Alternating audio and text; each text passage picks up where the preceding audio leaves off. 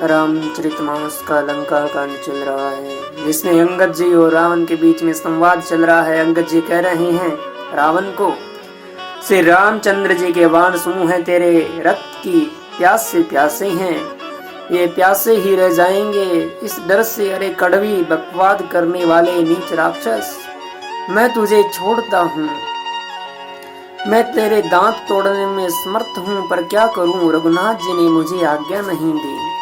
ऐसा क्रोध आता है कि तेरे दांतों मुंह तोड़ डालूं और तेरी लंका को पकड़कर समुद्र में डुबा दूं।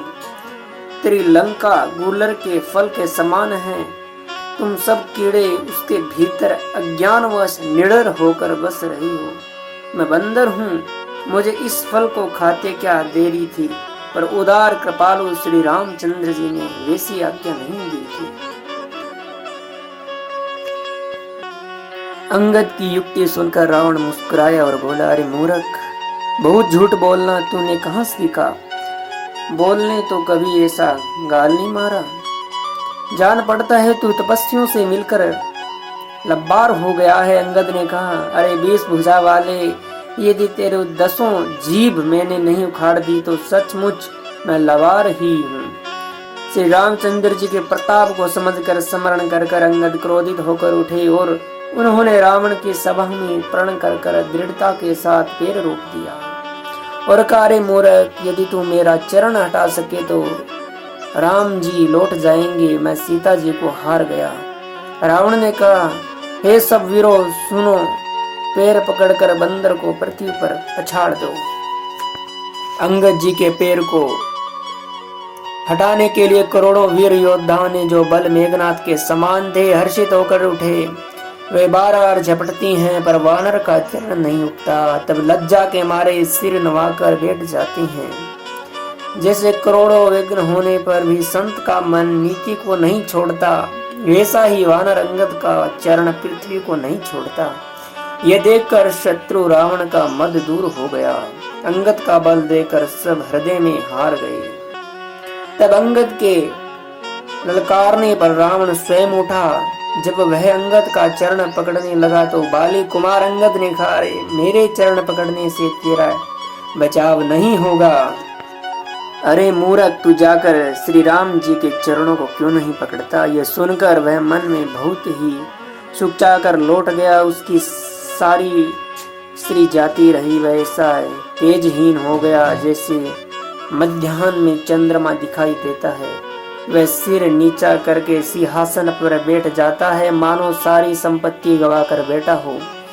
श्री रामचंद्र जी की जगत भर में आत्मा और प्राणों के स्वामी हैं, उनसे विमुख रहने वाला शांति कैसे पा सकता है। शिव जी कहती हैं, हे उमा, जिन रामचंद्र जी के भ्रू विशाल भुएं के इशारे से विश्व उत्पन्न होता है और फिर विनाश को प्राप्त होता है, जो तृण को वज्र और वज्र को तृण बना देते हैं, अत्यंत निर्बल होकर महान प्रबल और महान प्रबल को अत्यंत निर्बल कर देते हैं, उनके दूत का पर्ण को कैसे टाल सकता है। फिर अंगद जी ने अनेकों प्रकार से नीति कही, पर रावण ने नहीं मानी, क्योंकि उसका काल निकट आ गया था।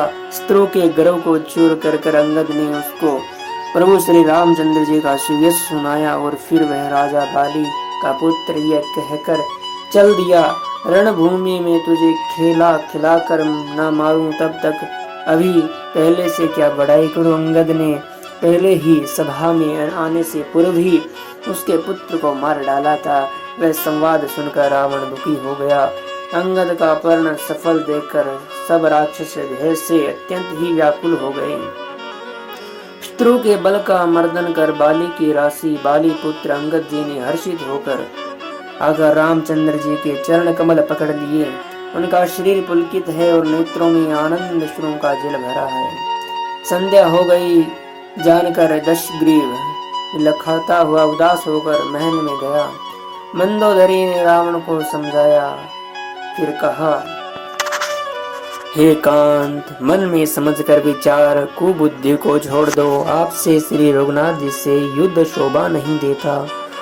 उनके छोटे भाई ने एक जरा सी रेखा खींच दी थी, उसे भी आप नहीं लांघ सके। ऐसा तो आप आपका पुरुष तत्व है। हे प्रियतम, आप उन्हें संग्राम में जीत पाएंगे जिनके दूत का ऐसा काम है।